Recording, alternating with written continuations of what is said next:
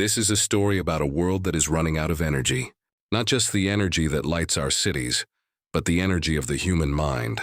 It begins with a simple question. A question people ask when they feel hopeless and see no solution.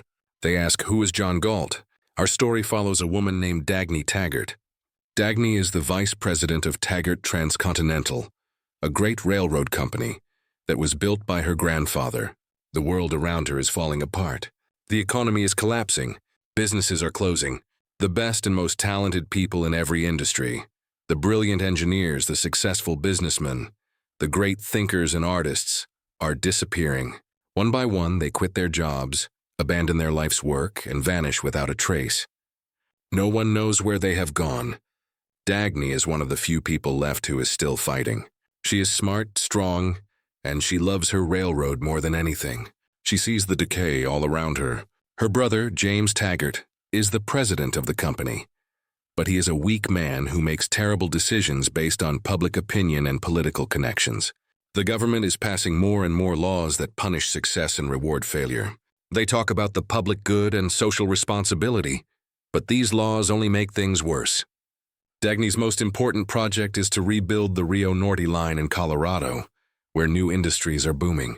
The old tracks are failing, and if she cannot build a new line, the country's economy will suffer even more. James and the other business leaders say it is impossible. They want to use old safe materials and old slow methods. But Dagny knows that is a path to failure. She needs something new, something better.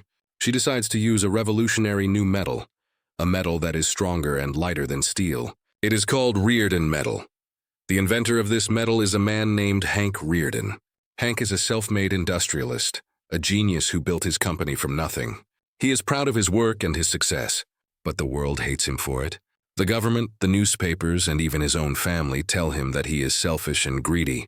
They say he should apologize for his success and share his metal for the good of others. Dagny is the only person who sees Hank Rearden for what he is, a great creator. Together, they decide to build the new railroad line using Rearden metal. They face incredible opposition. Everyone says the metal will fail, that the project is dangerous. But Dagny and Hank do not give up. They work day and night pushing through every obstacle. In record time, they finish the new line. On its first journey, Dagny rides in the engine of the first train. The trip is a spectacular success. The new line is faster and safer than anyone believed possible. When a reporter asks Dagny what she wants to call this new line, she defiantly names it the John Galt line. She is using the phrase of hopelessness as a symbol of success.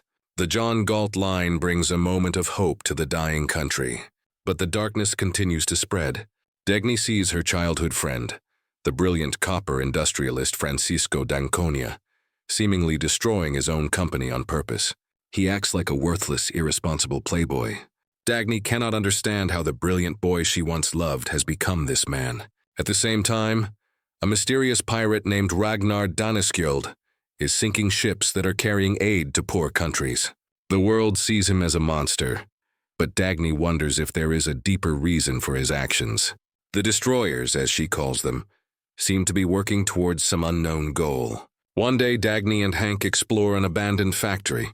Inside, they find the ruins of an incredible invention, a motor that could produce unlimited clean energy from the static electricity in the air. This motor could save the world, but the inventor is gone. He disappeared, just like all the others. Dagny becomes obsessed with finding him. Her search for the inventor becomes a search for the man who is causing the best minds to disappear. She believes this destroyer, this man who is draining the world of its thinkers, is the same man who invented the motor.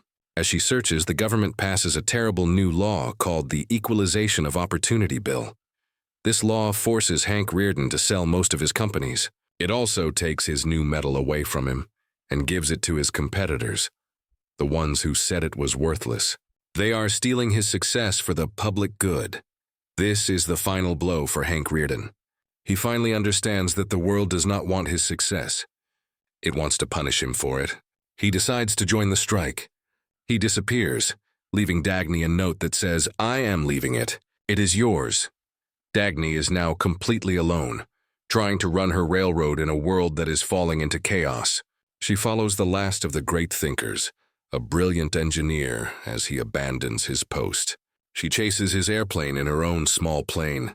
She follows him over the mountains of Colorado, determined to find out where he is going, but her plane crashes. When Dagny wakes up, she is in a beautiful, hidden valley. The valley is powered by the mysterious motor, and here she finds all the missing people. All the brilliant minds, the inventors, the industrialists, the artists, they are all living here, in a secret town called Galt's Gulch, and here she finally meets him. The man who was the inventor of the motor, the man who was the first to go on strike, the man the world knows only as a question. His name is John Galt. John Galt is a brilliant philosopher and inventor. He explains everything to Dagny. He tells her that he has led a strike of the men of the mind. He saw that the world was punishing the producers and rewarding the looters and the moochers. The producers, the thinkers, the creators, were being treated like slaves, forced to work for the benefit of those who did nothing but complain and demand.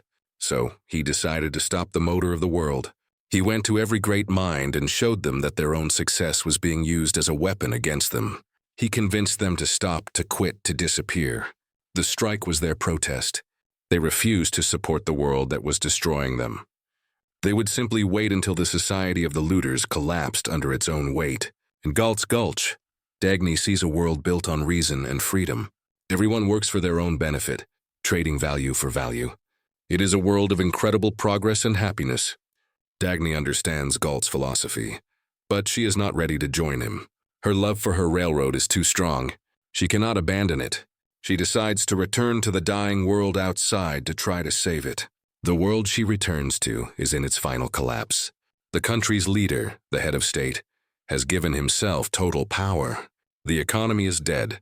The final great government project, a railroad that uses stolen technology, ends in a horrific disaster where hundreds of people die. In this chaos, the government finds and captures John Galt. They want to make him the country's economic czar. They think they can force him to save them. They allow him to give a speech on the radio, believing he will help them.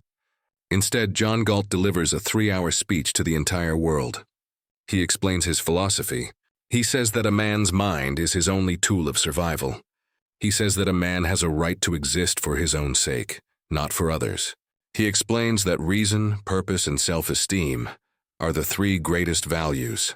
He explains that the strike is a moral protest against a system that demands that the successful must serve the unsuccessful, that the strong must serve the weak, that the producers must serve the looters. His message is a call for the freedom of the mind. The government is furious. They take Galt to a secret location to torture him, to break his mind. But Dagny now knows what she must do. She can no longer support the world of the looters. With the help of Francisco d'Anconia and the other strikers, she leads a dramatic rescue mission.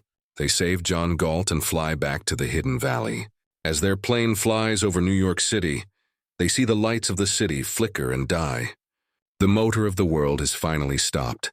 The story ends with the strikers safe in Galt's Gulch, looking down at the dark world below. They are ready to return one day and rebuild it. John Galt raises his hand and traces the sign of the dollar in the air. It is the symbol of a world of free trade, a world where the best are not punished, but celebrated. It is the symbol of their future.